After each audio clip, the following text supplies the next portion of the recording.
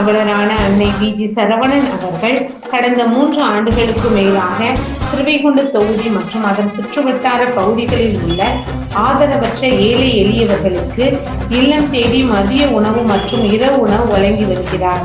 இந்நிலையில் தமிழக வெற்றி கழகத்தின் ஐம்பெரும் கொள்கை தலைவர்களில் ஒருவரான சமூக ஆர்வலர் அஞ்சலை அம்மாளை கொள்கை தலைவராக அறிவித்ததன் ஏற்பால் தமிழக வெற்றி கழகத்துடன் இணைந்து தமிழக வெற்றி கழக தலைவர் தளபதி திரு விஜய் அவர்களின் ஆசியுடன் கழக பொதுச் செயலாளர் அண்ணன் புஸ்தி என் ஆனந்த் அவர்களின் வழிகாட்டுதலின்படியும் 1000வது நாள் மதிய உணவு மற்றும் இரவு உணவு திட்டத்தை தமிழக வெற்றி கழகத்தில் இணைந்து வழங்கி வருகிறார்.